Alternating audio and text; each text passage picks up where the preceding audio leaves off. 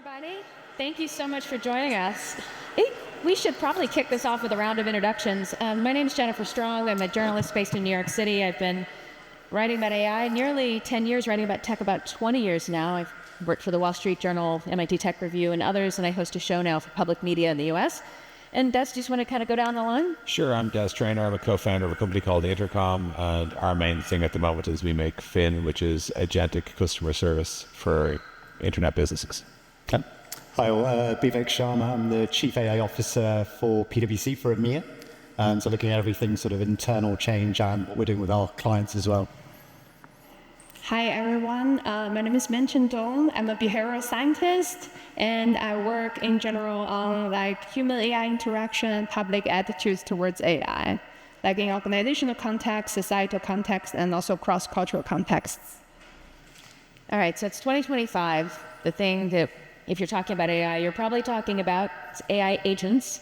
People are very excited. People are overwhelmed, especially teams have been running at AI integrations now for years, and here we go, new thing, right? And more work to do. There's also a lot of overwhelm and confusion even about what an AI agent is. So maybe that's where we should start, just for each of us, and so people know where we're coming from. What's an AI agent to you? I think it's, what it literally is a program that can act of its own accord to deal with certain roles and responsibilities that occur in the course of a business. So our main definition is it needs independent ability, it needs agency, basically, hence the name.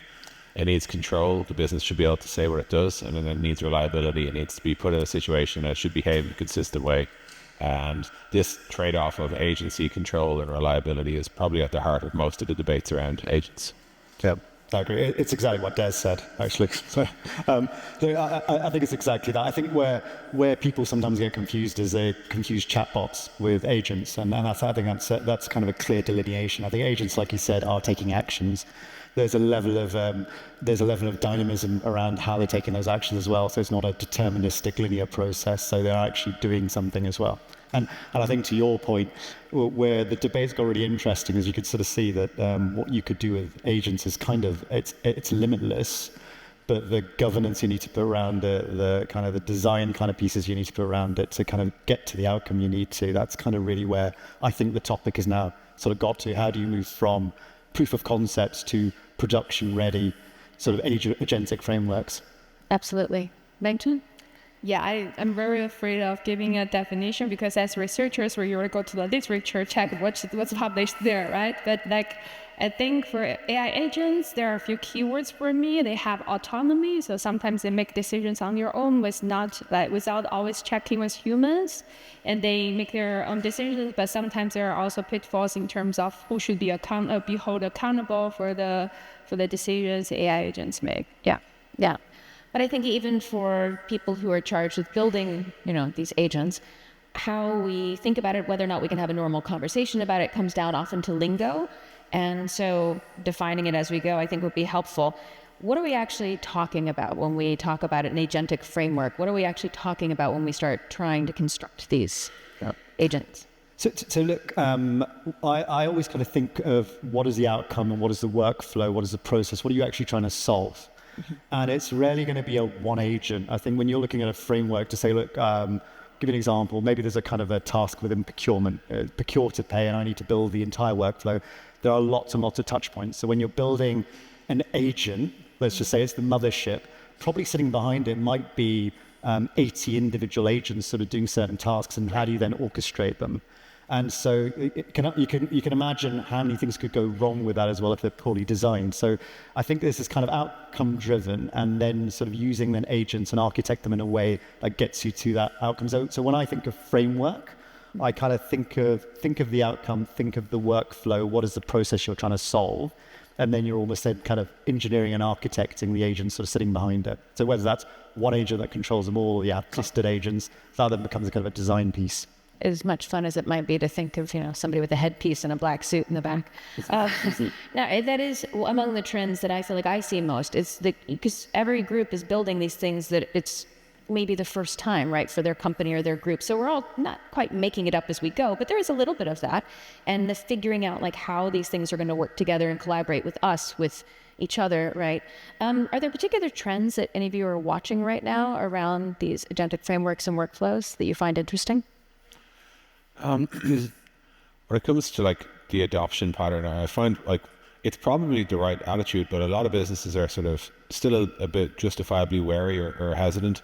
So what often works is picking a smaller, like you mentioned, say procurement is like an 80-step thing, like customer support's maybe like a 35-step thing as well. Like in that it's not, a lot of people think this is just one task. You ping the server pings back the answer. It's not that. It's like you really decompose from the customer support into a greeting, conversation, analysis, escalation, whatever, right?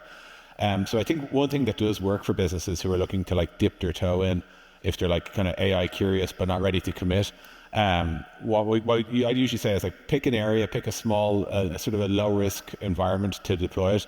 If it makes a mistake there, like, if you install, our product on your, like let's just say on some small internal tool, it's a lot less risky. You'll get the confidence. So I think this idea of like find a smaller, low risk area to experiment, to give yourself a little bit of a sandbox before you actually go for a much bigger like rollout of a full agentic framework, which would be like saying, let's do all the jobs of customer service or something like that. I think that's like obviously the scarier thing to do up front. Of course. Yeah, for me, I think like also thinking about agents, I would think about like different levels of autonomy it has, right? Does it take over like all a particular domain of your task, or it's just to help you do like some smaller tasks and get back to you frequently to check if this is the right approach? So yeah, I think like that's how I would think about agent into different levels. Yeah. Okay. So with all of that run up and all of this said, how do we maximize human potential in the age of agentic AI? Anybody want to take a first stab at that? I was going to look at you because I thought you... So maybe I can jump in first. Also, I would like to think about different categories of like human potentials, right? So the first category would be like the mundane, the repetitive task people are doing. They don't like that, but they have to do that. So for that kind of task, like releasing human potential is about freeing their time so they can focus on more creative part, right? Delegating some repetitive task to the AI agent. And the other part is more about this subjective or creative aspect of humans. So how can we use AI agents as thought partners that by consistently communicating our thoughts and ask it to expand our the scope of our existing knowledge? So I think these are two aspects of different tasks. Yeah. So I'd agree with that. And to add to it, I think, so the interesting thing right now is, and I kind of think this is where the starting point is when we're sort of starting to build these out. What I see a lot of people doing, and I think this is kind of the mistake of it, right? They sort of look at the processes and what they're doing or how they're engaging with customers and saying, right, I just need to take that process and I now need to add agents into that process. So I've got these 8 steps. So I've got to replicate those 8 steps. I've got to get AI to then sort of re-engineer those 8 steps. There's a couple of things I'm missing when they're doing that. The first thing is to say, right, actually with AI now and this new capability and what we can do, how would you redesign that from scratch? Is it really the same process? The second thing then is also just what's the outcome? Is it just a pure productivity and time out, or is there some kind of additional value you can now start adding? And I think your design decisions around kind of how you sort of build that agent then completely change as well. And we keep on seeing this again and again. And sometimes I do worry about this debate, is that there's such a huge drive around productivity and cost out.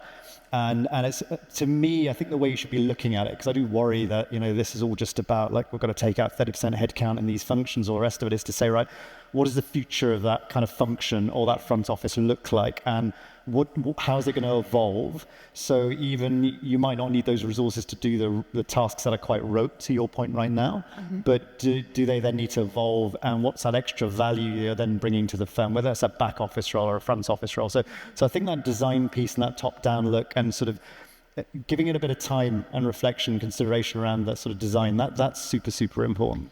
I'm so glad you bring that up, because from where I sit writing about this tech, I feel like, I don't know, there's this moment 2-3 years ago. We were leading into this moment that we're in now. Very excited. Okay, so if we have this free time, where are the moonshots? What can we chase? What are the things that we can now do that we couldn't do before? And instead it's like, we're years into cost cutting, and look, we saved an extra 8 seconds on this process. Woohoo! You know, so what? It's almost like when electricity was invented, if we're like, great, we can replace all our candles. And it's just like, well, yes, but like there's a lot more stuff we can do. And in truth, if you look at what happened because of electricity, like the reason we have like late night shopping, the reason we have a 9 to 5 working week, whether that's good or bad, all of those things are downstream of the invention of electricity. And I just think AI is more like that. There's more upside. Like I think your point was really solid. Like when you're saying, like if we can trim away all of the undifferentiated heavy lifting that humans do by ultimately handing it over to AI, like I kind of think, you know, there's a great opportunity of finding out what we can do next with all this sort of excess human capital that we have. And the least, how would you say, the least creative, the least ambitious thing you could do is save the money, right? I think a lot of companies will see the opportunity and saying, all right, like in our case, now we've got support people, what can we have them do? We can have them engage customers, customer success, higher touch stuff. And then there's also like, where can we apply the technology where previously it was, you know, impossible to do? So can you provide functions or services to your customers that were previously like not feasible because of like they cost too much or whatever? Like there's a lot more things you can do because of AI. It's not just a case of things you have to stop doing because of AI. Of course, and we'll dig a lot more into that when we start talking about what, you know, work of the future, jobs, et cetera, where we're going with some of this. But did anybody else want to chime in? I do have a question. I'm really curious for a long time. I just don't have the right audience to ask. So I think there is some like discrepancy or controversy I see in this like productivity effect of agentic AI or Gen AI in general.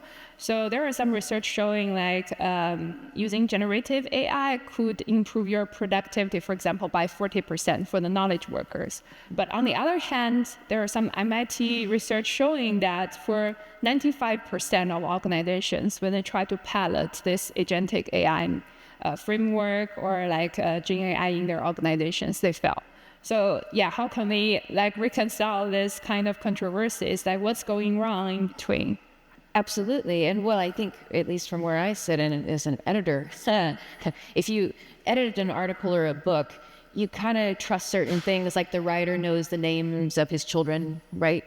If there's a pet in the book, probably the pet's real. Things like that. And now instead you actually fact check every word.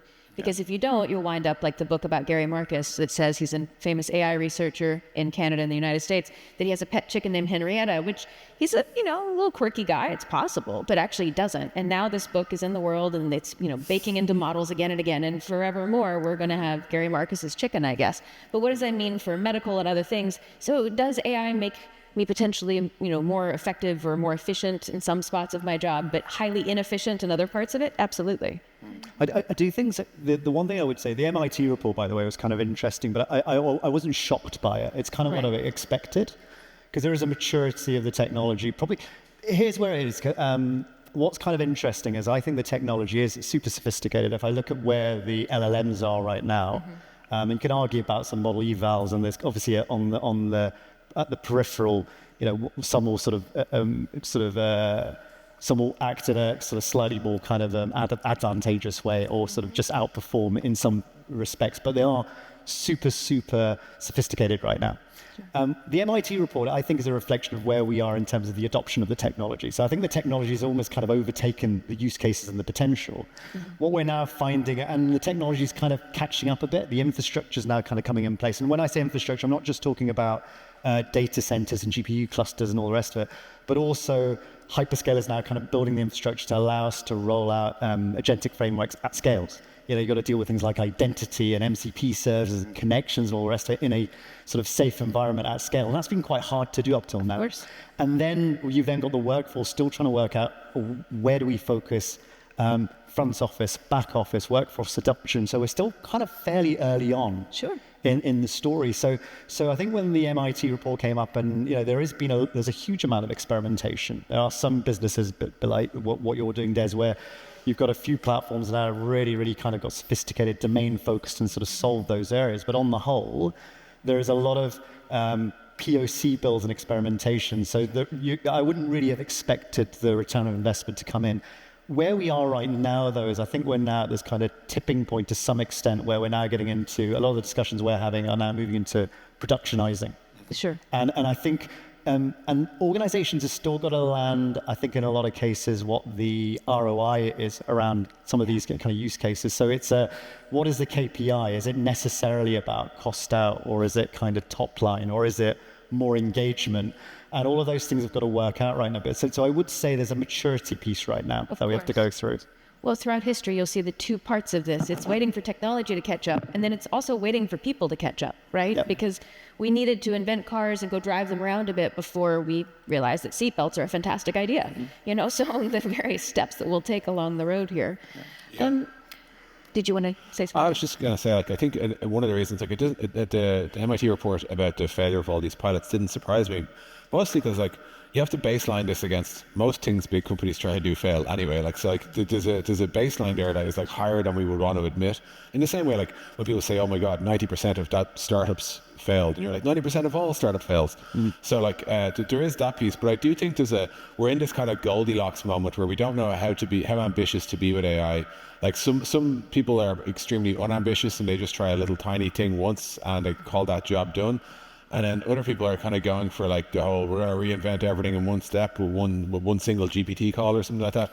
And I think we're slowly starting to find our taste and our kind of intuitive understanding of what is AI addressable and what is not yet AI addressable. And I think there will be a lot more failures along the way until people get a kind of a good grip of what makes, in the same way, there was a lot of things we tried to do online in the .com era. We tried to sell pet food online and it didn't work, right? Because it's really heavy and it was really expensive to ship. Today it works, but it didn't work back then. And I think we're starting to work out what stuff is AI attackable and what stuff are you better off just leaving, give it a couple of years, let's see how the easy stuff shakes out first. Yeah. I was going to, if I could add on to that point, I agree with that. I think the analogy with the .com is really, really interesting because I think people are conflating the two things sometimes. So you hear a lot of people when they're talking about AI hype and they use the .com, and I think they're fundamentally misunderstanding what happened in the .com. .com was about overvaluation of bad business models. If you were looking at the hypothesis around, was e-commerce going to rule the world? Well, actually, that's proven out, and it's more pervasive than any of us imagined. And I'd say sort of AI in a similar way right now is I think the technology is moving at speed. It can solve huge amounts of problems, probably more than we've imagined so far, and we've almost got to allow ourselves to evolve into it to sort of work out where we're going to land on this right now. Now, will there be a market correction? Have some businesses been overvalued?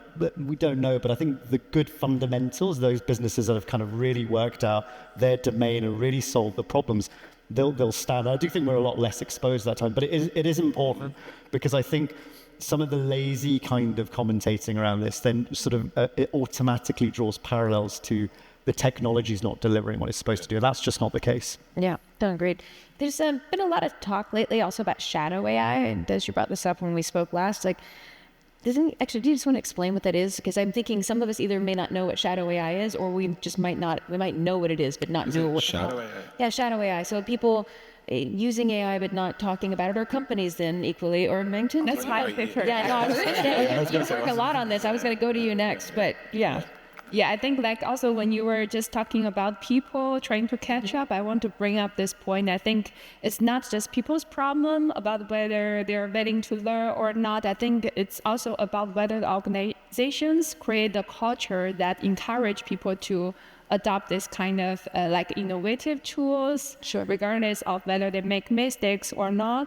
So with the shadow AI phenomenon, we basically reviewed, let's say, two aspects of the fact. The first is that people still have this negative social perception of others using AI, thinking about applying for the job. For example, HR see that you use AI to craft your CV, they would see you as not making enough effort or not authentic enough, so they would penalize you for using this kind of productivity tools. And on the other hand, when people know that if others know I'm using AI, they would penalize me, I would turn into using shadow AI. So these are actually talking about confrontational dynamics, okay, I can develop tools to detect others' use of AI. I think it's good because it's transparent, it's ethical. But on the other hand, if people know that you would penalize me for using AI, I would develop more anti-detection tools, to use AI that would not be discovered. So this can go forever. So I think we think the solution would be creating a positive organizational culture so that people are encouraged to use AI. So shadow AI is using AI without necessarily owning up to it. And it's not just people who do this. Companies do this too, right? Absolutely. Whether or not you admit that you're using AI for your customer service in the back end, right? The transparency. For sure. Like definitely we have a lot of people a lot of prospects who would say, we'd never use AI. And then you look at what actually happens behind the scenes and it's somebody copying and pasting stuff out of that. And you're just like, okay, cool. But more generally, I think one thing organizations can do is make it clear to people that it is safe to use AI if you work in your company. And so in Intercom, for example, like if you go to a project doc, if it was generated by ChatGPT, at the top somebody will say, like, I generated this with ChatGPT, here's the prompt I used, and here's the input because we're trying to do two things. We're trying to normalize the idea that AI is here in the same way you had to normalize, like, looking up the answer to your homework on Google in 2002 was a shocking thing to do too, right? So we're just trying to make it clear, like, that we know where the world's going. But also, I think getting good at using AI is just a fundamental requirement for every business, right? And I think it's really useful that people can learn from each other's prompts and can see how they actually use AI in effective ways. Because otherwise, there's not yet great literature out there that explains how to get good at AI. But at the same time, all of your companies need to get really good at AI really quickly. Yeah. And I think it's also kind of ties back to the point that none of this is static, right? Just because if we call customer service and get a phone tree, we're hitting 0 for an operator doesn't mean we won't buy groceries later and go straight to the kiosk where we, can self-checkout and not have to maybe interact, right? So, Mengchen, I would love to hear more about your work and like how you think about these interactions and the ways in which people are evolving alongside machines. Sure. Make people what? Oh, how we're evolving. How is our thinking changing in terms of the research that you're doing about human and machine interactions? What are some of those factors? Yeah, so we also have some, so I think it's like human AI interaction can be divided into a few stages, right? At the first stage, when I have this product, I need to decide whether I want to use that. That's the first step. And then afterwards, I see if it's good for me or if it's not so good in terms of performance. And then I decide whether I want to further develop relationship or keep using it in my work or life, right? So I think at the first stage, what we found is that if you just give people this product, it would already improve like people's attitude towards this AI compared to like imagine my interaction with that or have no exposure to this AI product at all. So I think like first to give people a shot, it would really be helpful to help people see how beneficial it is. And at the second stage, what we find also, it's not our research, but there are other people researching on that. So for example, I think AI companionship is also like a very hot topic, but there are also research showing that people usually approach general purpose AI with some work related tasks when they see these products are really good in terms of like helping me with everyday issues, and then people build a relationship with that and then turn to more general purposes. Right. Yeah. I think if we go to thinking about human potential and maximizing human potential again, right, getting back to, there's this tension too, because what we humans need from the technology may not always align very well with what a company needs from the technology, right? And of course, it's companies that are mostly building this technology. How do you think about those alignments of interests? How do we move forward with that? I think that's a very complicated question, right? Like within organizations, there are different stakeholders. They have different interests. Someone want to improve efficiency, but some other people just want to avoid mistakes, right? So I think it's really important to like take each other's perspective. So when you try to deploy some AI systems top down, you need to involve the people who actually are impacted by those or influenced by those products, and to what we call participatory design, right? When you develop this kind of frameworks, you involve their voices and their real life experience in the process. So to build this kind of infrastructure based on mutual understanding and consensus. Yeah, I think about that a lot in terms of where we're at today. Like, how do we build a world that, doesn't put like the primary focus on, say, AI that prioritizes profit or engagement at all costs over the well-being of, say, our teenagers? And I don't really know. I'm sure these are things that you two think about a lot, though. Good. Bro. I do think it's one of the few areas I'd concede that we do want some degree of regulation is specifically what is AI like as a pedagogical partner, or like, whatever phrase you might use for children and teenagers when they're kind of at their most let's just say, vulnerable psychologically, or most they're evolving and like adapting most quickly. I think that's the one area where, like, I worry, for example, like, parents that don't talk to their kids about certain topics, kids are going to talk to AI about it instead, right? So like you do have this challenge where, like, should there be, like, some sort of guardrails around who speaks to AI about what topics and when, and it should ultimately be released different models for like different stages of development. For if the AI knows it's talking to a 5-year-old, 10-year-old, 15-year-old, it should and would, as we all would as humans, speak differently. Like, I'm actually even risking, I presume there are no children here, but like, let's say if a child asked something about Santa Claus and the child was 5 years old, what should the AI reply? We actually don't know, and I'm not going to tell you the answer. But like, all of these things are like kind of like, we're like, we're speeding into these, like, that's obviously the glib version. There are much darker versions, but like, we're speeding into all of this kind of like saying AI is here, AI is the future, let's go. But I do think there's some deeper questions we have to ask ourselves. But like, we made this mistake already with algorithms, and with, like, the TikTok and Instagramification of society and all that. I just think we need to be careful not to repeat this at a far like deeper level. So I think it is definitely one worth watching. And yes, it will be very profitable for a business to be like every child's best friend or something like that. And we don't necessarily want that unless it's a good business at its core. Yeah, and I'll add, if I put a corporate kind of take on this, there's some real challenges, by the way. If I'm being really candid with this group, so Chatham House rules apply with all 500 of you here. But when you look at, think of AI as kind of a Pandora's box. It's open now, right? And then you've got the geopolitical issues right now as well, is that every territory is trying to outdo the other territory. Every territory wants more than their fair share of GDP growth on the back of this. They're trying to own the infrastructure. They want to be the first to grow their kind of application layers. So they want that wealth to reside. And everyone's going to regulate this in a kind of a different way. Now, so you do have this kind of vacuum at the moment where I think local governments are concerned about putting any kind of barrier in whatsoever. And partly this is a kind of fear right now that we're going to slow down growth, we're going to slow down sort of our future relevance and all the rest of it. Now, so part of this vacuum, I think, and so a lot of the conversations I have are with C-suites when we're sort of working on the transformation, really interesting conversations, and they're all really mindful about this. Now, you will also, look, you're going to get some who just think this is a cost takeout play and we've got to get margins up and this is what my institutional shareholders want. On the whole, though, the conversations are, people are genuinely concerned about what does this mean in terms of displacement? Sure. What's our role in kind of building up kind of future skills and graduates and sort of pulling them through? And so it's on the agenda and people are working about it now.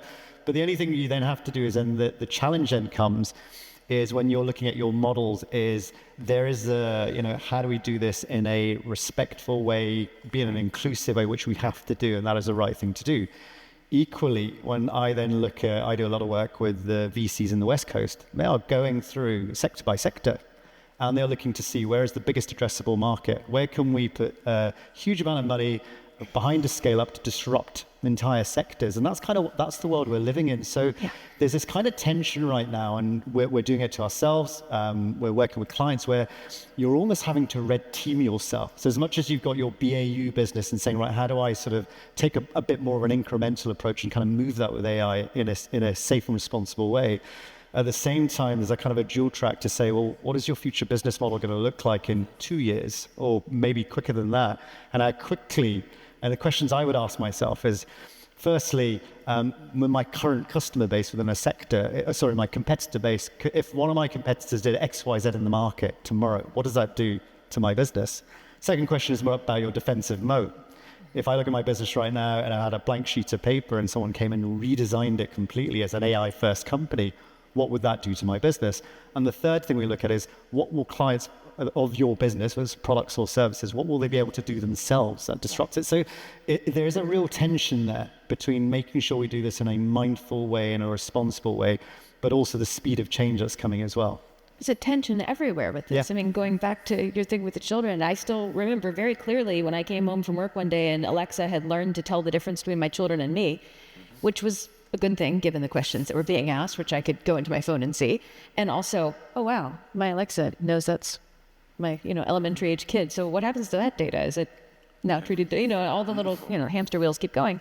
I feel like we can go two ways. We can go back and really talk about this future of work. We could also talk about governance here, because there's a huge role for that as well. And I'm wondering if there are any particular sectors or groups that you're seeing that are, you just see as leading on this, or kind of paving the way for the rest of us to follow. Yeah. So look, we're seeing, I mean, like governance is just becoming one of those, certainly in my world, and talking to sort of the larger corporates, governance is top of agenda right now. And at different layers, by the way. There is the kind of, look, we've got to just make sure we just don't get this wrong. And the base layer might be sort of regulatory compliance. And that's not really where they're kind of focused on. That's relatively thin at the moment. We are about to change our entire model. We want to deploy something that is going to fundamentally change the way we interact with our customers, so core to our business. What are all the things that could go wrong with that? And some of that's just design principles about, do we end up building something that sort of every time we sort of we run through a transaction or complete a workflow, it's costing us $20, and then we have to times that by 200,000 every day, or sort of bankrupt the company. So just good basic design and governance, and can we scale in a robust way? But then there's also, when you then start getting into the validation of the models and how you're training it, what are the guardrails you put around them, question abstraction around your sort of agents and all the rest of it, to say, are we giving the right answer, or are the agents kind of diverging from their original kind of outcome? So there's so many things to just kind of get right from a governance layer to make sure that you can actually then roll this out. Now, the final layer, which is extremely important, which you have to do in parallel, is to say, what are all the unintended consequences to my employees, right, to what this is doing to wider society? What, you know, I might be solving this, and everyone's kind of tunnel vision about this, but there's a broader thing. So honestly, I'd say governance right now in the C-suites and the conversations we are having, that is top of mind. There's clearly, I think, in parallel to this fear of, you know, sort of becoming obsolete and irrelevant and being disrupted. So they're kind of like hand in hand, but doing that in a way that doesn't cause irreparable damage. The two go hand in hand. I mean, which sounds wonderful, but how? Yeah. Yeah. So, you had thoughts the other day we were talking to about job displacement and how like various roles will merge, or like where are we going, and what kind of advice would you give to others trying to put their toes in? So I think, like, because of where we work, we're kind of at the forefront of this changing nature of employment, job displacement, etc., which is never great for like press or whatever. But broad strokes, what's happening is, as people adopt agentic customer service, it's not the case that they go and have this big epic layoff where they fire a lot of people, but it is the case that they stop hiring in customer service. And customer service is in loads of cases an entry-level position. So as a result, the team can kind of right size pretty quickly, because people just, you know, people leave that position pretty quickly because they only want to work in it for a year or so. But what we're seeing happen in the orgs that are like post AI is that they're just being this type of like generalist renaissance, where what we have is people who are now really good at AI and really good at applying AI to problem domains. And we're seeing that like people who have adopted our product will then go and be like, all right, I'm going to go and try and agentify marketing, or I'll go and agentify customer success or sales. And they're applying what they've learned in more areas. So I do think what we're seeing is like people realizing that, like, you know, AI is the skill you need to learn, and your function might just give you the opportunity to learn it. It kind of reminds me, you might have seen the movie Armageddon. This might sound weird, but give me a second. So there's a movie called Armageddon where Bruce Willis and Ben Affleck are in it. And one of the jokes on the DVD director's cut is that Ben Affleck says, hey, in this movie, we're training a bunch of oil drillers to become astronauts. And I'm just wondering, wouldn't it have been easier to train astronauts to become oil drillers? And like that kind of invalidates the entire sort of idea of the movie. However, the same thing's happening with AI, right? I think we need to learn AI. And I think what we'll find is when we learn how to use AI in various different business contexts, that'll be an immensely valuable business skill that you can apply. And actually, that bit might have more in it than handling like sales prospecting or lead qualification or whatever sub area you might try and actually apply the AI.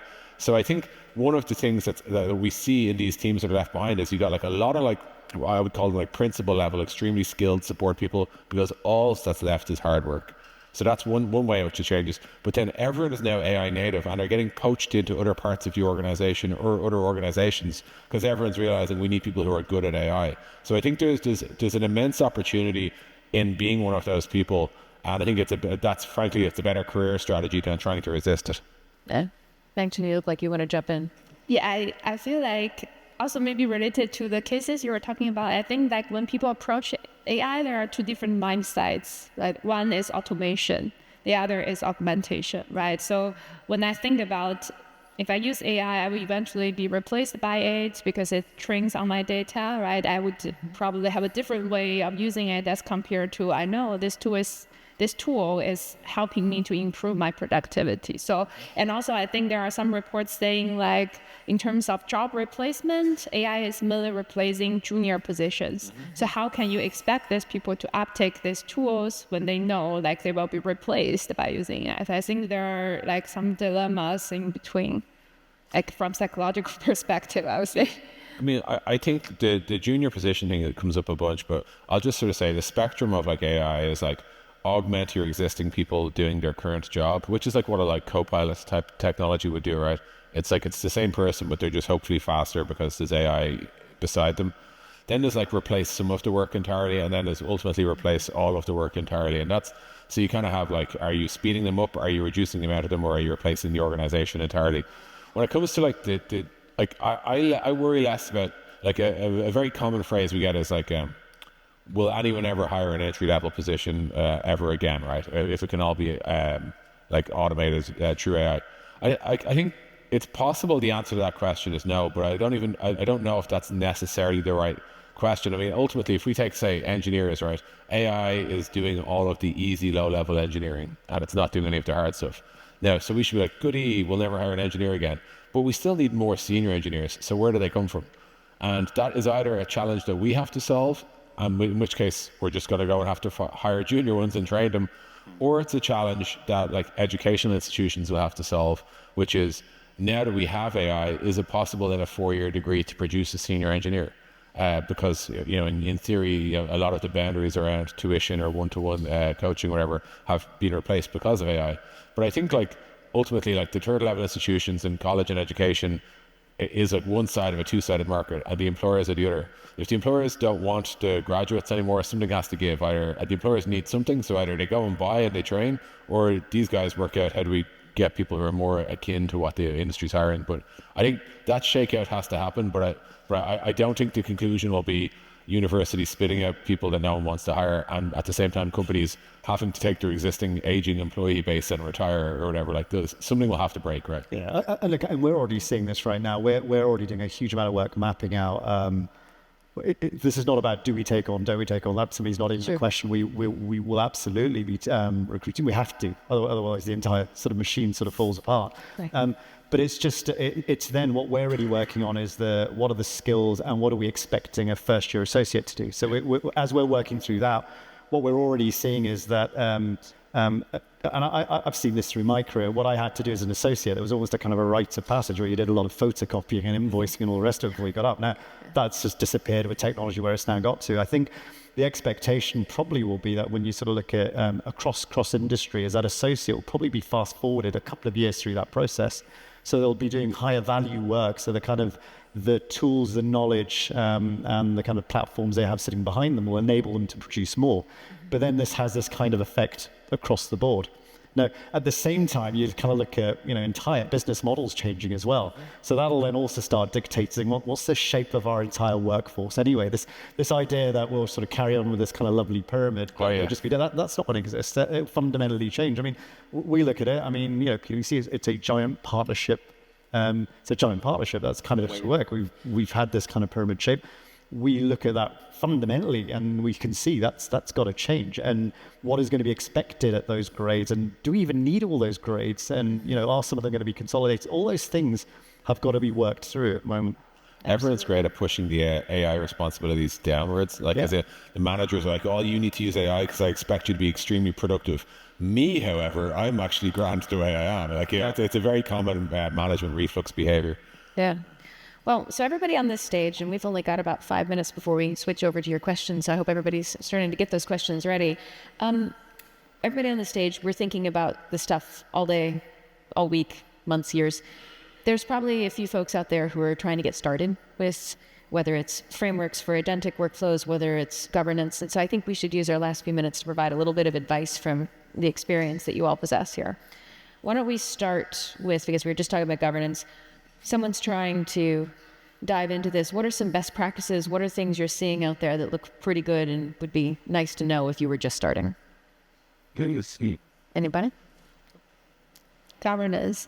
Yeah, I think if I remember correctly, so I think because like AI companionship is now getting a more and more dangerous role, right? I think there are some like new legislation in California. So for teenagers, they try to separate ChatGPT use for teenagers versus adults, and for teenagers who use that, they will receive like a reminder about like you're talking to an agent, not an actual human for teenagers, to remind them you should go out to build human relationships. So I think this is probably a good move, and we will see how it works out. Thinking of governance within organizations as well, but yes, there's a lot of things moving and shaking right now around many different parts of this. I guess the advice I'd give is a couple of things. One is the kind of the no regrets bit. I have this conversation with C-suites all the time, which is like, there's lots of conversations going on around about which use cases, where do I focus, where do I start? Should it be front office? Should it be back office? Should it be margin related? Should it be top line new markets? And that's fine. And there's kind of a structure to how you can have those conversations to see where you double down. Two things I'd say. The kind of no regrets piece is the getting the infrastructure in place and the governance layers in place to allow you to then accelerate. So, and when I sort of say that, I see governance as an accelerator, not as something that slows it down. I'm not talking about risk management and recruit lots more risk people to say no. I'm talking about, can you build an infrastructure that is in place and a governance layer that allows you to then deploy at scale and production. So that's one piece of it. The second bit to that, though, I would say is organizations don't sit this out, because there's still a lot of conversations going on right now, which is I'll wait till somebody else has gone through this and got it wrong, and I'll just kind of be a fast follower or kind of coming third or fourth in my market. I think organizations have got to really start building some muscle around this and evolving their culture and their workforces. So getting out, experimenting, and starting to try to solve some problems with AI, even if where you're starting is more of a human augment layer first, is super, super important. Because you're going to need to mature and evolve as an organization to get to whatever your North Star is going to be, which, by the way, is going to keep on moving. And I'll reference a conversation I have, and these conversations are there in people's minds, which will shock most people, but you still have conversation with people just saying, oh, I don't want to do that because if we do this too quickly, we're going to cannibalize our market. And so we don't want to be the ones doing it. We get that somebody else might come in. So let's do all the work in parallel in sort of stealth mode. And then when the market changes, someone makes an announcement, we just press a red button and we're already going to do it to this model. Not just that we're all sitting here smiling at it. It's just not feasible, and you haven't brought the organization along with your change. So I think that those are the two things I would recommend to any organization right now. I don't know what to add to governance, but I'd love to just piggyback that comment and say, like, one of the things we had to do to survive over the last few years was kind of rebuild the entire company around AI. And it was brutal, it was painful, it was messy. We spent like $100 million. We put like hundreds of millions of revenue at risk, but we did it all kind of knowing that like either we were going to be the company that killed us, or somebody else was going to kill us. There was no in between.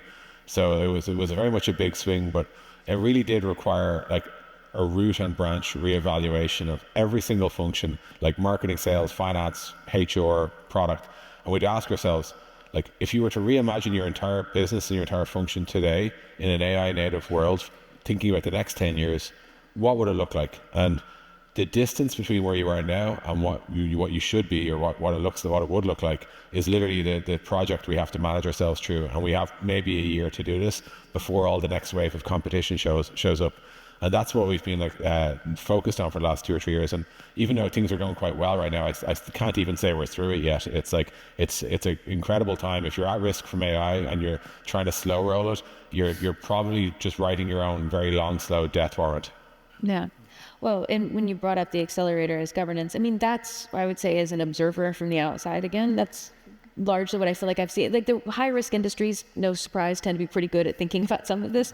But IBM was another company where when I first started covering governance, I had a aha moment speaking with their head of it going, oh, right, what she's doing right now, what they're working on right now, ensures that they can confidently know when that hard ethical question hits them, what the answer is, because they spent the time and effort to make sure that this aligns with who they believe they are as a company, what they believe in, what their work is. It's like really, they've dug into the hard questions and codified it, which is interesting for this moment where we keep thinking that this is like the moment of short attention spans and 15-second video clips.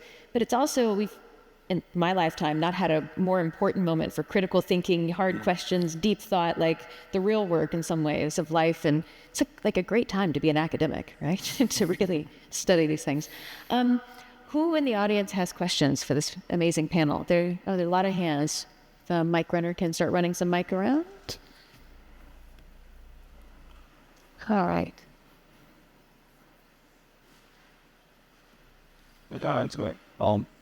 I want to hear more about the shadow AI, not just for employee, but even for students, for example, what they're doing and how the schools can solve this in a way.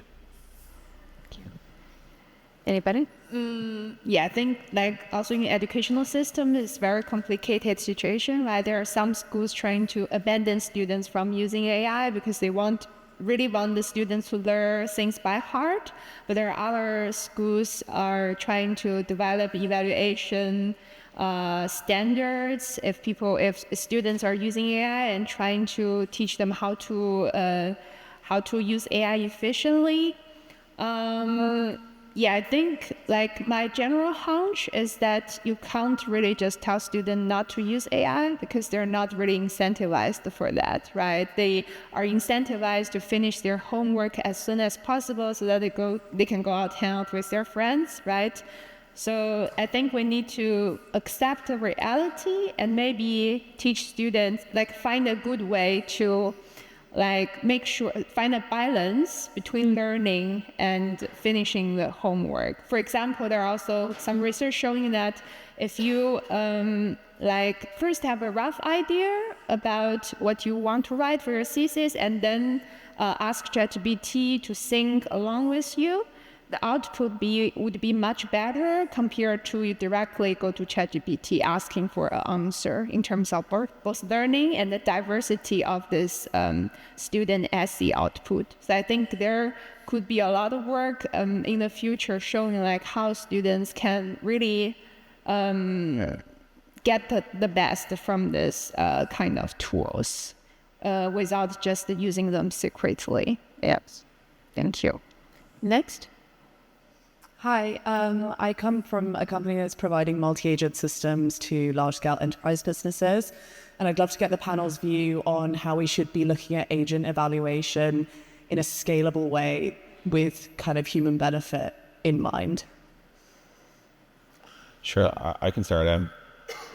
I think the most important thing to do is to have a really deep evaluation framework for like success and quality of the agent. Ultimately, all agents that you're going to buy will have two success vectors. Like one is like how much work does it do, and the second is what quality does it do that work. And I think what you'll see is like if you give a very simplistic evaluation, like if you're like trying to buy a customer service chatbot and you ask, you've got three candidates and you ask them each, how does a user reset their password? Well, guess what? They're all going to be able to answer that question. So there'll be no meaningful difference between the three. It's kind of like giving me an Einstein mathematics exam, but that's just based on addition or something like that. Of course, doesn't mean I'm the same as Einstein. So the hard part is to work out what is mastery in your domain and make sure that is reflected in your evaluation.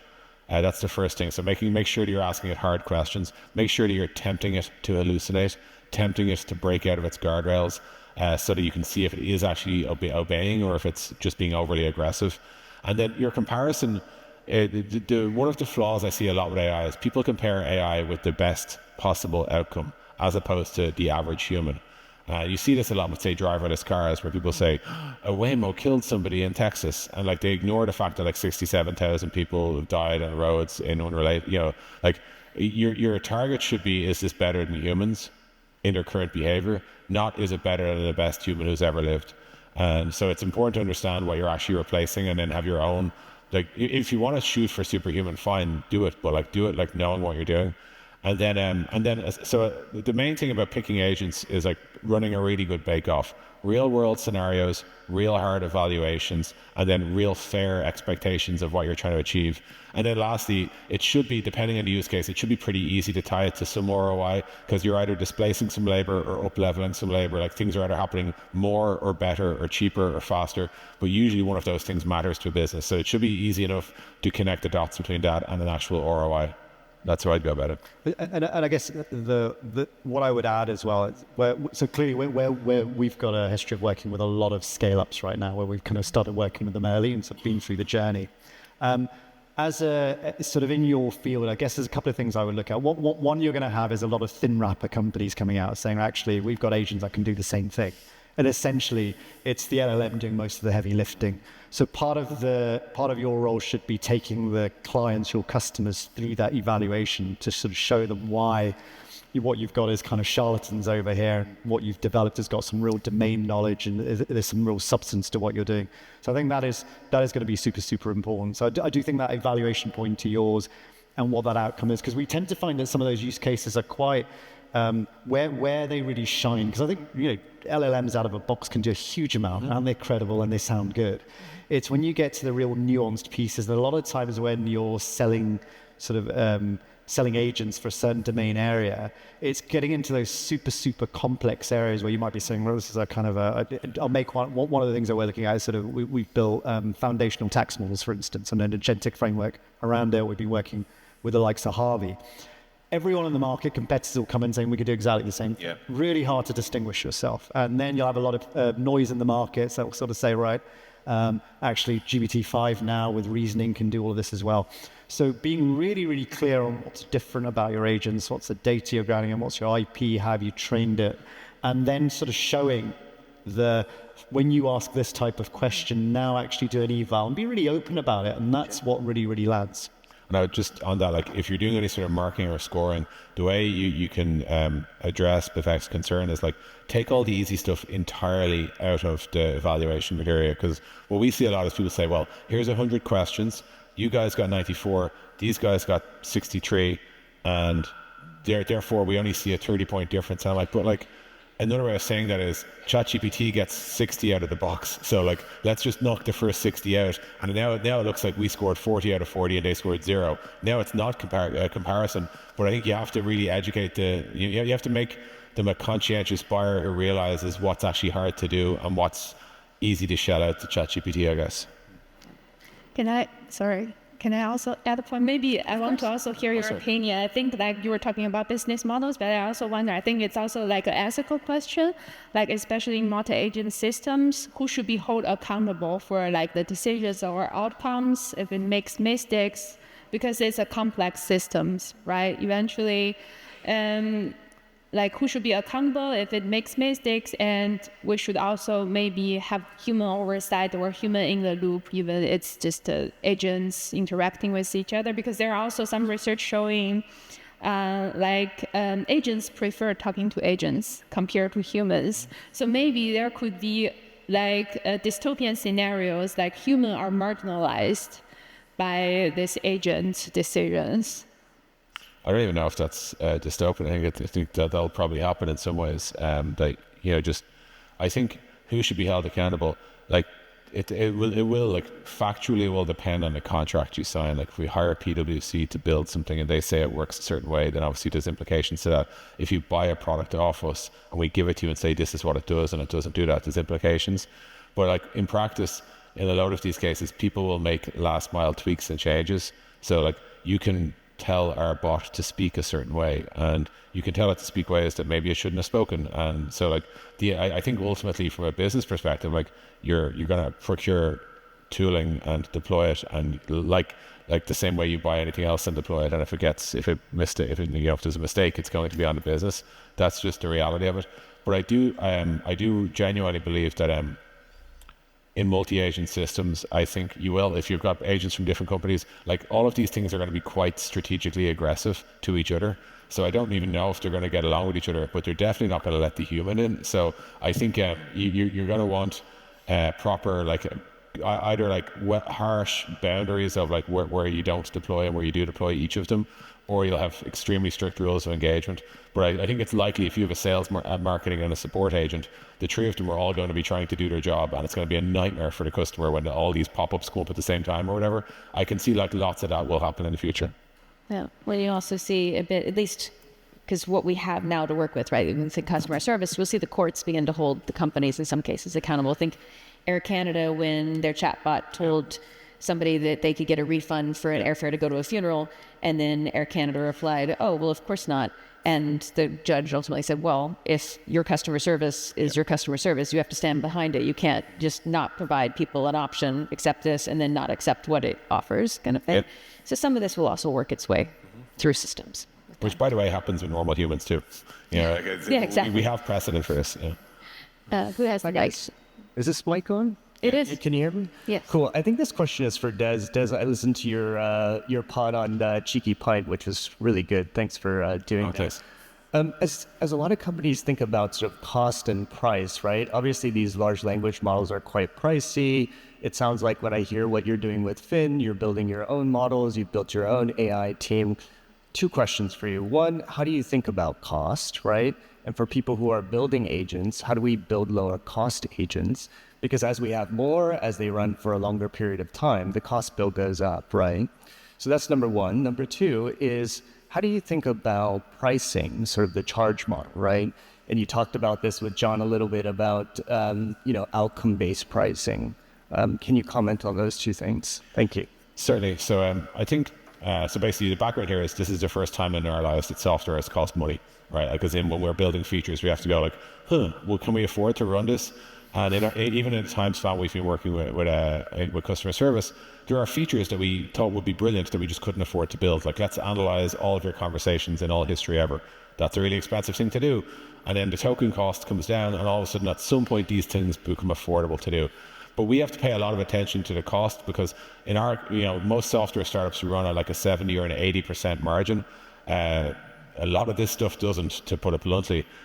So we care a lot about like cost, and it's very related to your second question, so I'll address them together. So we charge when the AI agent works, when it does the job that you hired it to do, which in our world is resolve to support conversation. That's the only time we get paid. Now, we burn a lot of tokens on things that didn't work. We burn a lot of tokens on things that do work. We spend a lot of money, and we still have to preserve our margin. So we wanted to align our pricing with what our customers think they're buying off us, which is an agent that solves customer support queries. So that's why we charge 99 cents per answer. The margin is somewhere between, I think it floats between like 60 and 75%, depending on a lot of different variables, like how hard we're working, the types of calls, phone call versus text, you name it, right?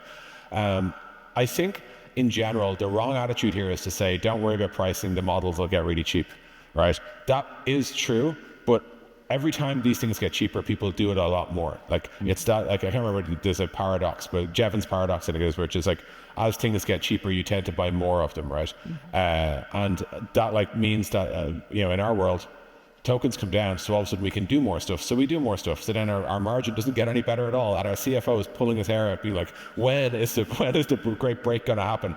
But I think if I was to advise anyone on what I'd say is like, look, you have to have good telemetry on your costs, and you have to make sure that you have a path to profitability. You don't need to start profitable, but you need to have a path there. And it can't be just hoping the model guys figure it out, because these things, it could be that you're just quite inefficient. And then separately, if you can align your pricing with exactly what your customers are paying you for, that's great. Not everyone can do that. Like, if you're selling like artwork, there's no right answer to, show me a photo of a cat dancing or whatever. Like, there's no perfect answer to that, but there usually is a good approximation of customer service. That's why we were able to do it. Okay. Next question. Hey, majority of the headlines in the newspapers are about that how many people will lose their job as AI, especially agentic AI whatsoever. At the same time, 99% of the enterprises in the EU are small, medium enterprises, and 2/3 of the people are employed by them. Do you see the same in the small, medium enterprise sector? People will lose their job because of AI or agentic AI, or any thoughts on this? So look, I can give my view on that. Look, I think it's going to be highly dependent on what the SME does and just how easily people. Because if you talk to small business owners, I mean, the biggest cost right now is labor. So if they can save money and get to that productivity piece, they're probably going to take those decisions. If I'm being honest, I'd love to kind of give a rosier answer on that. However, I guess the flip side to that is I think one of the nice things about AI is it does potentially level the playing field in some certain areas as well. So if kind of used correctly, it allows them to kind of scale in a way that would otherwise be quite difficult. But I mean, look, it's a really kind of it's an important debate to be had, because I do think I know everyone wants to shy away from job displacement, and it's easy to just say, look, it's like every other wave that, when the wave came in, there's a huge raft of new jobs and skills that sort of came in, and there'll be some element of that. But if you really kind of think, right, are there going to be certain industries and certain types of roles that are going to be affected by it? I think that's right. Now, the bit I'd say, and this is the kind of conversation I'd have with any employers, and it's harder for SMEs, by the way, because cash flow is a much, much bigger issue than for a large corporate. But there is an element of sort of playing some of this out and just saying, right, before you take a very binary measure, which is right now my business does X, and if I now adopt these agents, I can now lose 20-30% of my headcount. It's just kind of thinking, right, it's not value accretive, right? That's just I'm going to carry on doing exactly what I'm doing today, but I'm going to do it with less of a cost base. The problem you have with that is short term, by the way, because everybody else in your industry will do exactly the same thing. Right. Then you're going to be back to square one again, but with less people. And so one of the things that everyone has to be really thoughtful about is whether you're an SME or a large corporate, and appreciating much, much harder for SMEs because of all the pressure they're under around sort of their cost base, is what can I do with these agents to be more value accretive? Can I increase my market base? Can I go after a brand new market? Can I offer a kind of an additional part to this service which allows me to sort of charge more money? And people are going to have to be quite inventive, quite entrepreneurial around this, rather than go straight to lowest common denominator, because, by the way, everybody will do the same thing, and all those advantages are pretty short-lived. Click. More questions? Yes, thank you very much. Thank you so much for your insights so far. My question is, you've touched on a few of the mistakes that companies have done in rolling out agentic frameworks. Like in the first few phases, from your experience, what are the most common mistakes or maybe visions or ideas or culture traits that to look out for? Great question. I would say, well, the biggest challenge you'll have is like usually cultural inertia. Like people in the company don't want to move to an AI world, just not for any real reason other than people don't like doing things. Like, it's, in general, most people aren't going to wake up and randomly decide to reinvent their business. So you really have to be forceful about saying we need to transition into being an AI company. We need to use AI in all the ways that we can. Otherwise, to Vivek's point, like your competitors will, and then you're just going to be like in a weak position in the market. So I think the first thing is to like just push through a lot of the resistance, a lot of the whataboutery, or a lot of the like, here's reasons why we shouldn't. Just make a strong decision and push it through, because otherwise you don't have a lot of time to debate. And then the second thing I think is just to be suitably ambitious with what you can do. And I say suitably because a lot of the pilots do fail because I think the ambition was over the top. It was kind of like we're going to be $1 billion company with only one employee or something crazy like that. Like that might happen, but you're certainly not going to get there through a reorg. I think so. Like suitably ambitious to me means identify the highest point of leverage in your business, whether that's growth expansion opportunities through doing things or offering new products or services that you couldn't before AI, or if it is a cost takeout, like just getting more efficient, identifying those things, and then like very firmly and deliberately going after them. Like have the right measurement in place, do your proper bake off or however it is in RFP, however you're going to evaluate your winning agents or your winning AI providers, and then kind of rigorously and methodically with good discipline move through the gears and see what type of leverage you can get. I think usually what happens is people don't do that. They get a little bit like kind of loose. They buy 5 different things. And they they stop each of them short of their full potential, and they kind of wonder like why it all didn't work. I think this thing does work, but you're better off taking like one problem at a time and nailing them down, and starting with the biggest opportunity, basically. Yeah, I think I agree with that. The thing I saw probably earlier days and less so now, as we're kind of the market's maturing a bit, there was almost this kind of bravado around with organizations around how many use cases it had. Yeah. Should every day sort of have someone just saying, well, organization X has identified 7,000 use cases or whatever, and it almost became kind of competitive. Yeah. And I think to your point, then what we kind of saw kind of happening a lot, and this is kind of learning from mistakes, is that everybody then ran off by function, front office, back office, just developing lots of POCs in lots of different places. And actually the fundamentals just weren't there. They didn't have the infrastructure in place to really roll it out at any scale. There's no real governance around it. And so everyone was just doing different things. So what we were just creating, which is kind of back to the MIT report, which is, again, no surprises that most of the POCs were failing, and it no bad things. It was experimentation, people were learning. But I think that kind of a lot of the times I have these conversations, and CEOs will just say, right, well, where do we start? We know we need to do anything. You're kind of asking a CEO kind of pick productivity over what you're going to do in the front office or what you're doing with your entire workforce.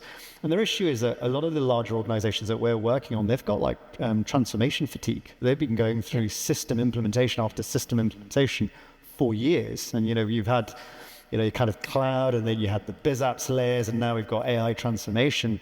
So a part of that is, I think, to your point, Des, is just kind of right, what are the things that are going to really make a difference that you're really going to double down? Do all the things that you need to do with the workforce to bring them up to speed, because that's where your innovation is going to come from. But, what are the 3-4 things that will really, you need to focus on? That might be just from a defensive standpoint, you need to do that, and you need to remodel because there's a real threat there. But then double down on those and then put that kind of infrastructure behind it.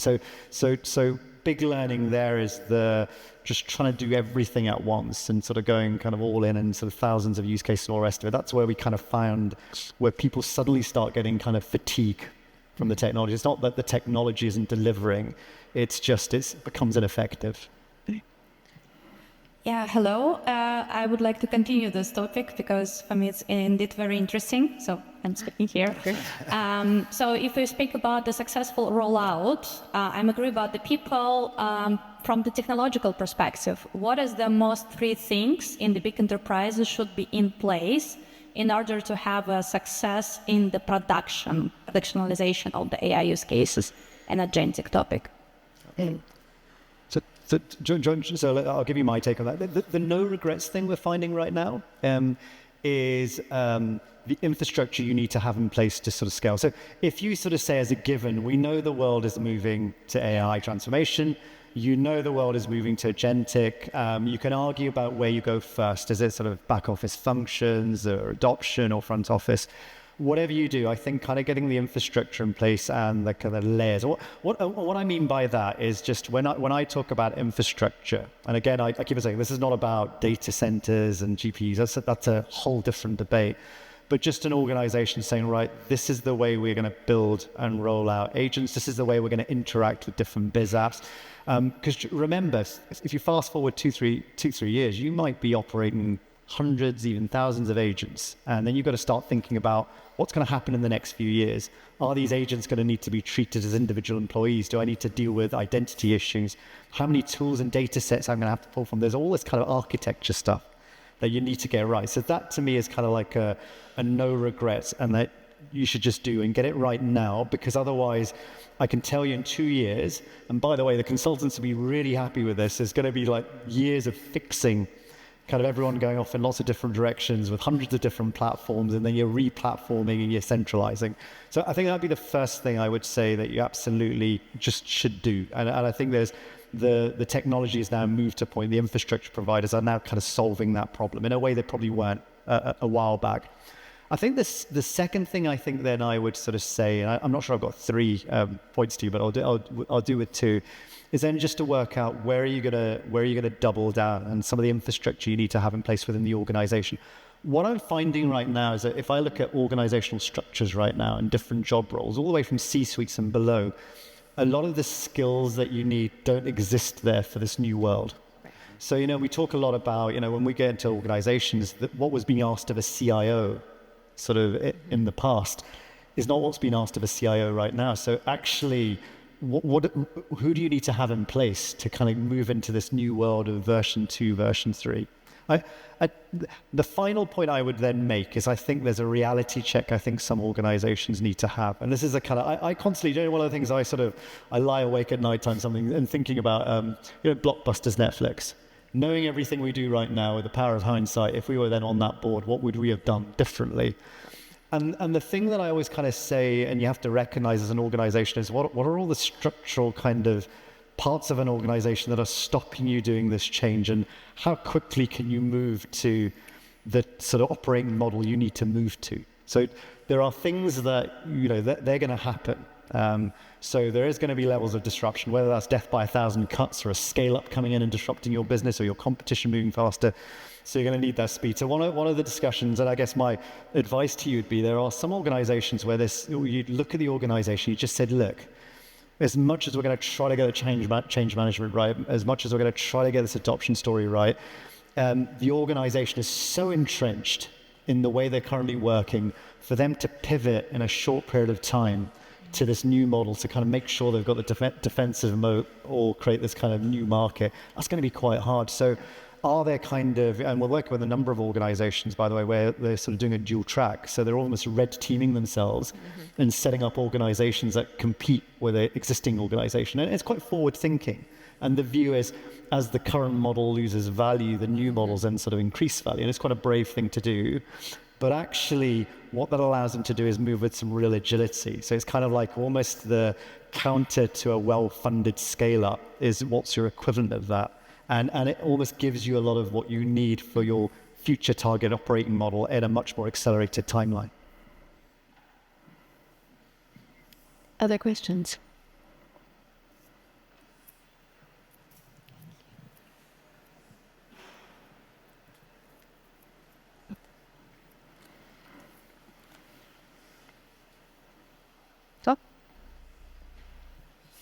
Hi, this is a little different than all the other subjects we went into.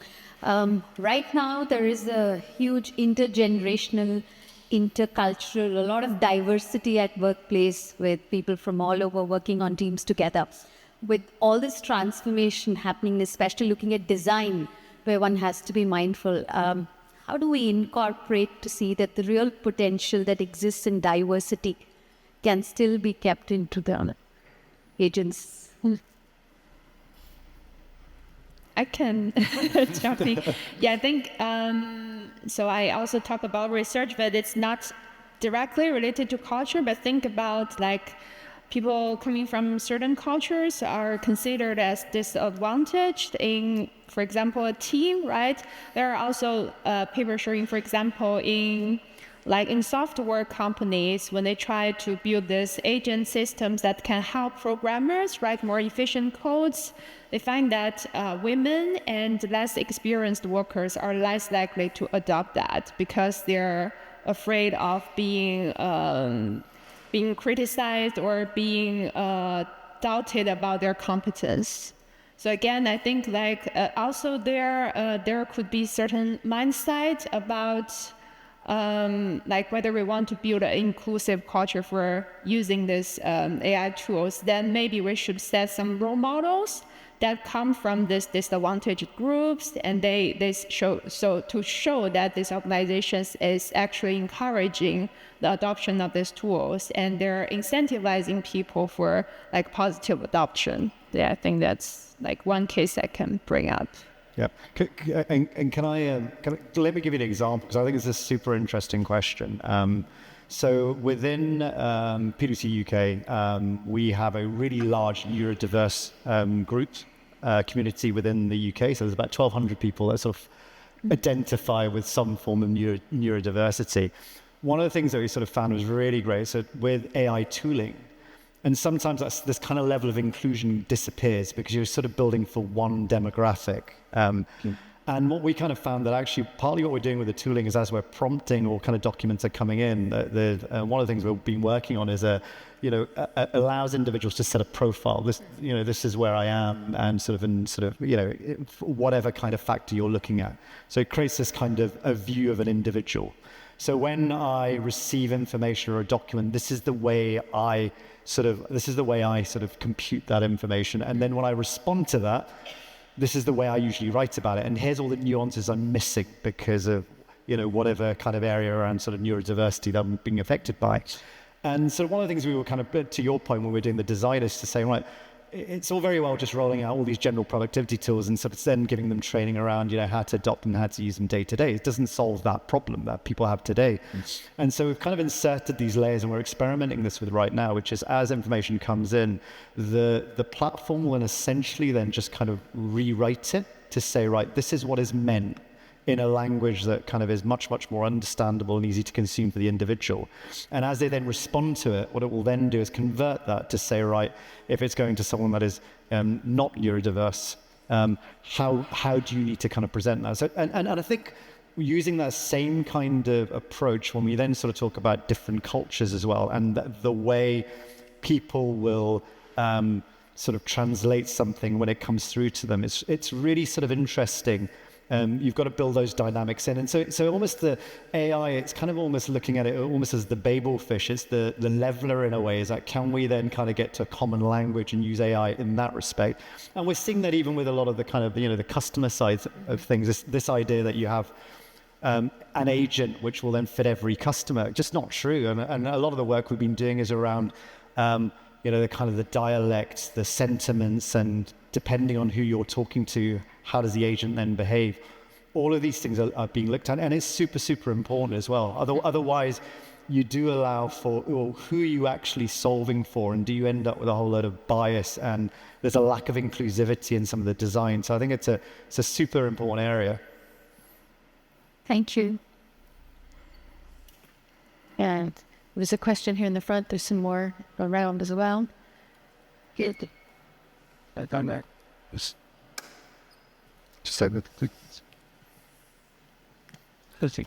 Thanks.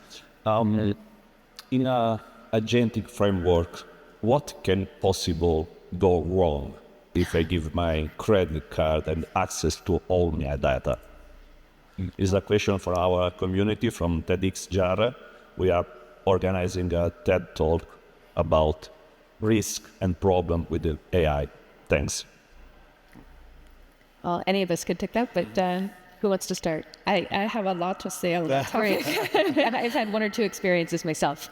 Yeah, so I think from research, what we could say is like there are two aspects that can go wrong. One is from human lens side.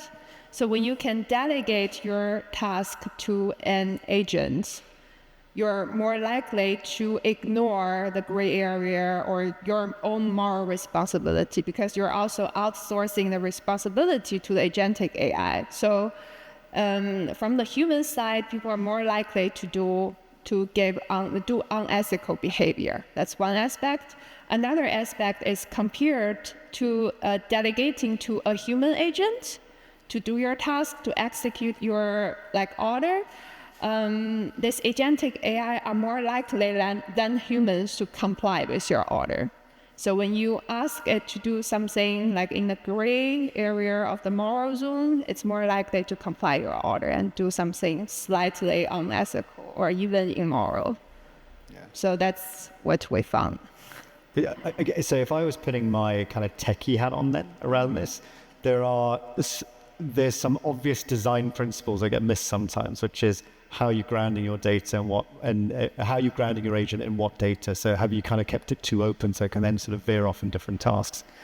It's being absolutely crystal clear when you're designing the agent is what is the outcome you're looking for, and then what are the guardrails you put in place. So if the outcome, and Des will speak way more eloquently about this than I will, but if it's about getting to a resolution, whether that's an insurance company sort of saying, right, I've got to get to the claim being closed as quickly as possible, and that's the measure, then it's just making sure that it doesn't diverge from the task. So it's kind of saying, well, I'll just give everyone whatever payment they want. So I'm being overly simplistic here, to get to that sort of final measure. So the design kind of methodology around it and how you're sort of grounding it to make sure you're getting to the right outcome in the right way and the models don't start diverging.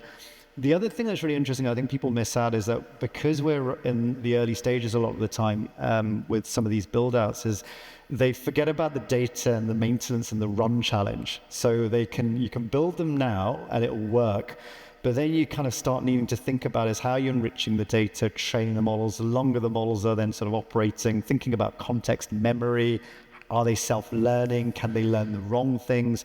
So not trying to scare the audience here, but there are lots and lots of things that can go wrong. And some of those, I think there's a timing piece as well, is then what are the things you need to have in place, the infrastructure, the data replenishment, and the guardrails around it to ensure that it doesn't veer off what the agent's supposed to do. I just come at it from a different angle. I think that's a pretty good discussion of guardrails. The other thing I think that will happen, that we're still trying to work out what the nature of knowledge is in a post-AI world. And all I really mean by that is, like, when I was growing up, you used to learn things off by heart, like phone numbers, addresses, things like that. And then over time, we learned to outsource that to technology. And then we used to have to know facts for a university. And then we learned to outsource that to Google. And I think in educational theory is this thing called Bloom's taxonomy of educational objectives, which starts off with recall at one end, which is just knowing things off by heart, and ends all the way with synthesis, the ability to create new information, right? And I think, Google and the proliferation of consumer tech sort of said, hey, we don't bother learning things off by heart too much anymore. Maybe times tables for basic arithmetic or whatever. I think we're now actually in the middle of outsourcing thinking to AI. And in doing so, in the same point, how you get there matters. So the AI might conclude something for you, but why did it conclude that, and what way, and would you have come to that conclusion yourself? And is the act of thinking not itself a muscle that you should be working? I think we haven't really worked out what the downside of all of this, just outsourcing of important human cognitive function to machines is going to be. But I see people, I work with people who literally feel lost when they're not in front of ChatGPT, because I can see them trying to think about things, but they've almost forgotten how to do that. So I do think there's a behavioral change. We don't know what's worth knowing right now, but I suspect it's more than we think, and I suspect we're probably offloading too much to the AI. So let's see how that plays out. I'd say earlier this year, my team was spending some time looking at companies' rollouts and the experiments, right? And there was a bit of a kerfuffle in the news, probably some people heard of it, when companies were starting to talk about whether to treat agents as employees, right? Or whether to give them that identity piece that you brought up too. And I think for me, one interesting moment was when someone raised, well, the difference is that if an employee made a mistake, it was at employee speed, but we're going to start to be able in customer service to make mistakes at machine speed. And if you can't figure out which agent is going off the rails or needs the additional training or help, we're going to be in a world of hurt. And so beginning to think about, again, back to design principles and so many other things, it's just a very interesting time to be alive and doing this work, it would seem. Anyone else with another question? We've got a couple of minutes left. So I'm to the front over here. So I'm asking this question because I'm interested to know where you see the low-hanging fruit and the opportunities more in a macro sense. So I'll put you in a bit of a scenario. Any of you can answer this one, but if you were made CEO of a startup that has a load of AI developers, software developers in, and you were given the objective of making the most positive disruption in a commercially viable way in the shortest amount of time, what would you make your business about? So positive disruption meaning just a good thing to society? I suppose that's subjective to everyone, but positive to society. I'd probably go after the deployment of AI in education.